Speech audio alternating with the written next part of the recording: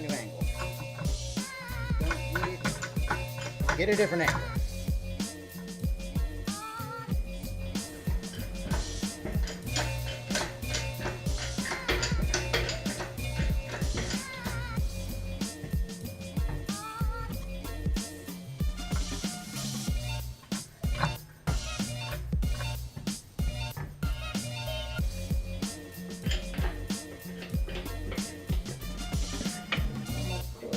There. Hey, what do you know? Now this is the most critical part. We'll line those splines in with the clutch. And to be careful while I'm trying to line it, I have to lean over into the engine bay with 2 arms. Because I have, if you can see in the light, dents in my fender from my belt. The belt, this one's not as bad as the one belt I used to wear because it had a metal buckle.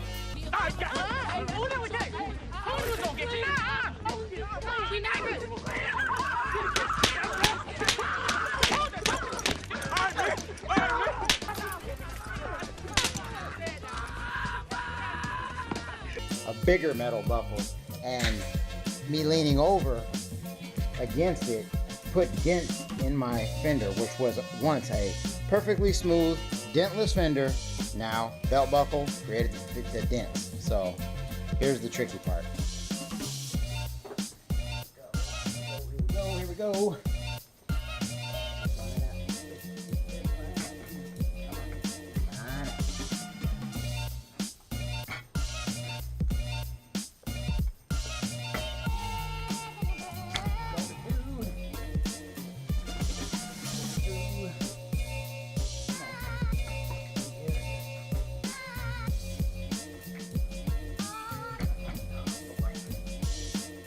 Ooh.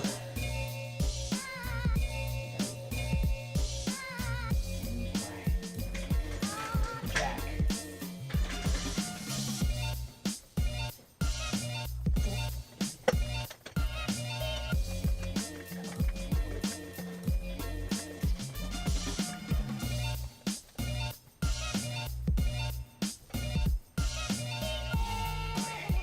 Hopefully. This one has to make it easier. Nope, did it make it easier? No, it didn't.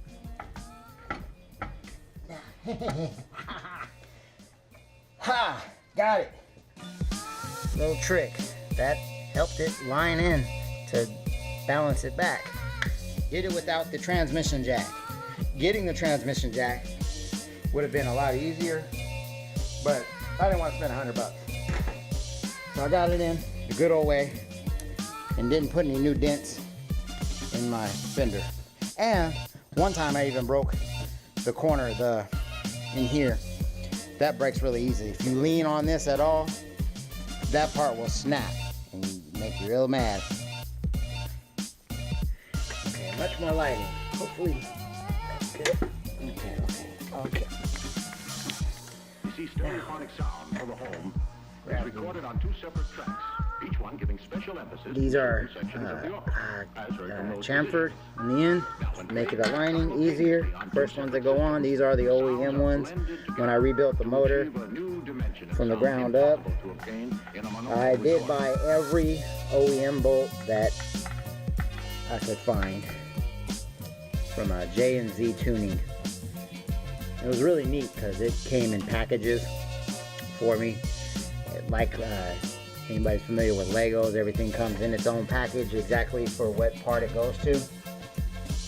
That's how the bolts came. So when I put my motor back together, every package had a label on it showing exactly what part it went to.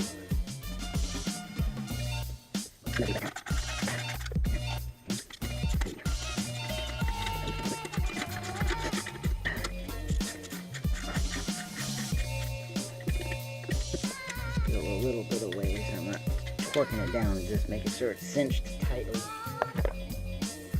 Now I have both bolts tight, so I can lower this down now. Let's see. Okay, it's barely on there. Nice.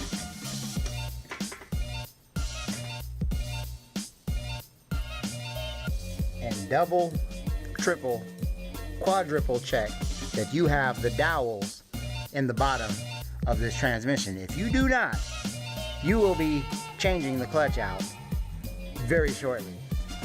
Dowels are absolute necessity. Trust me. I've burnt through my clutch because I didn't have the dowels in. Don't do it. Okay, so I had to tap it a little bit.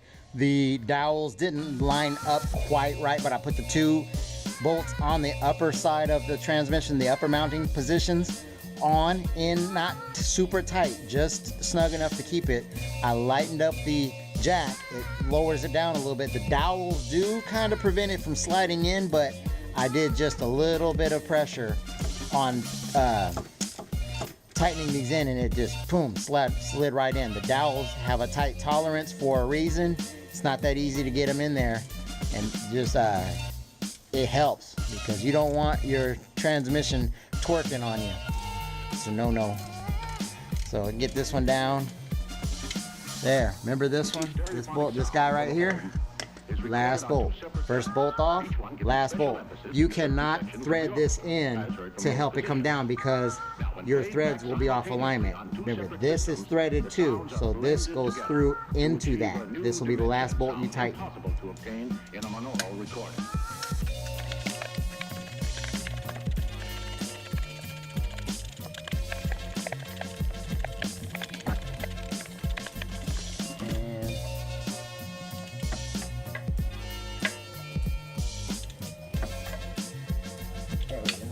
Torque that down to what the spec. There we go. There we go. My theory is that this threads through to keep you from over torquing. If this seats down to the cast is stronger than threading it into the aluminum. So if this were not threaded, you would consequently over torque it and strip all the threads in there, and that'll just be a nightmare for you. So when it bottoms out, when the head of the bolt bottoms out, it's pretty much torqued, but get the torque wrench on it. I think it's 25, 30 foot-pounds or something. I checked the book. I can't remember off the top of my head. I got it on. Transmission mounts time.